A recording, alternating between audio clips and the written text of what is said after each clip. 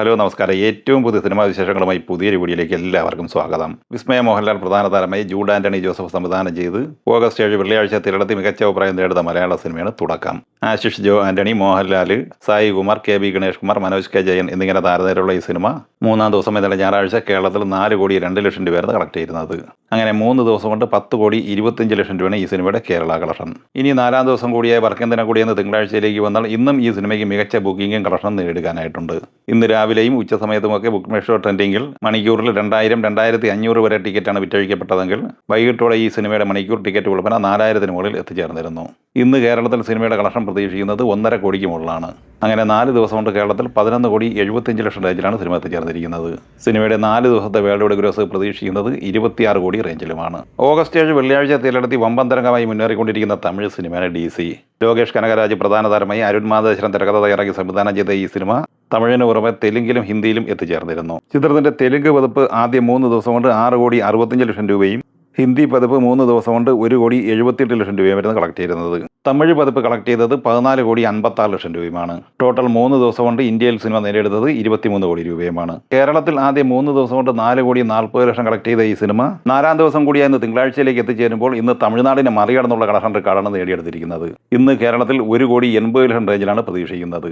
അങ്ങനെ 4 ദിവസം പിന്നിടുമ്പോൾ കേരളത്തിൽ 6,20,00,000 റേഞ്ചിൽ സിനിമ എത്തിച്ചേർന്നിരിക്കുകയാണ്. അതേസമയം തമിഴ്നാട്ടിൽ ഇന്നലെ വരെയുള്ള 3 ദിവസം കൊണ്ട് 7,35,00,000 കളക്ട് ചെയ്ത ഈ സിനിമ ഇന്ന് തമിഴ്നാട്ടിൽ പ്രതീക്ഷിക്കുന്നത് 1,65,00,000 റേഞ്ചിലാണ്. അങ്ങനെ 4 ദിവസം കൊണ്ട് തമിഴ്നാട്ടിൽ 9 കോടി റേഞ്ചിലാണ് സിനിമ എത്തിച്ചേർന്നിരിക്കുന്നത്.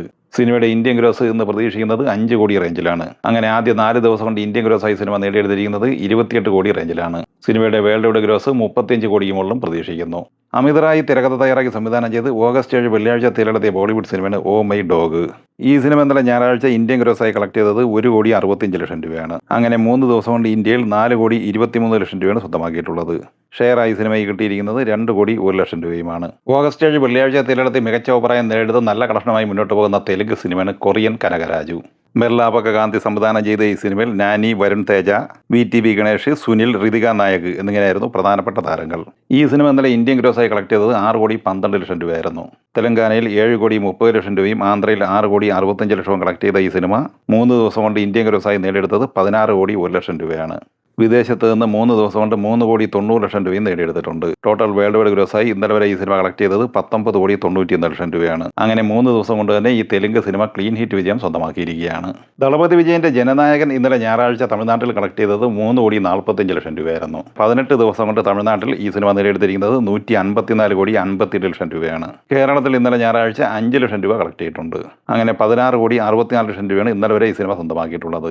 ഇന്ത്യൻ ഗ്രോസായി 18 ദിവസം കൊണ്ട് 243,52,00,000 രൂപയും വേൾഡ് വൈഡ് ഗ്രോസായി 335,82,00,000 രൂപയുമാണ് കളക്ട് ചെയ്തിരിക്കുന്നത്. സ്പൈഡർമാൻ ബ്രാൻഡ് ന്യൂ ഡേ എന്ന ഹോളിവുഡ് സിനിമ തിയേറ്ററിലെത്തിയിട്ട് 2-ാമത്തെ തിങ്കളാഴ്ച കൂടിയ 12 ദിവസമാണ് പിന്നിടുന്നത്.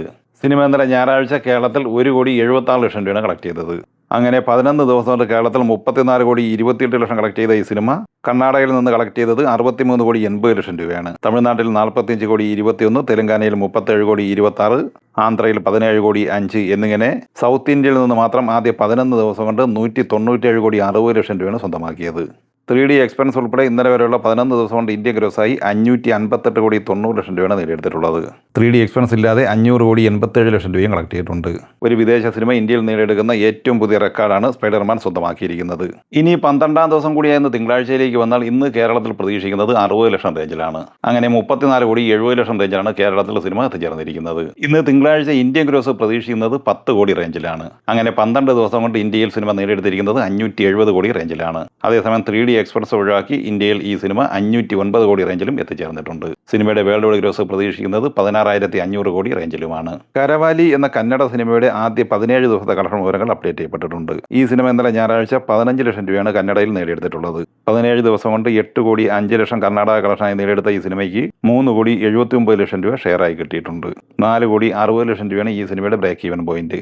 ഈ സിനിമകളെക്കുറിച്ചും വീഡിയോ സംബന്ധമായി നിങ്ങളുടെ അഭിപ്രായങ്ങൾ കമൻറ്റായി പറയുക. വീഡിയോ ഇഷ്ടമായി ലൈക്ക് ചെയ്യുക. നമ്മുടെ ചാനൽ സബ്സ്ക്രൈബ് ചെയ്യുന്ന കാര്യം കൂടി പരിഗണിക്കുക. വീഡിയോ നോട്ടിഫിക്കേഷന് വേണ്ടി ബെല്ലൈക്കൺ കൂടി എനേബിൾ ചെയ്യുക. പുതിയ മറ്റൊരു വീഡിയോയുമായി വീണ്ടും കാണാം. എല്ലാവർക്കും ഒരിക്കൽ കൂടി നന്ദി, നമസ്കാരം.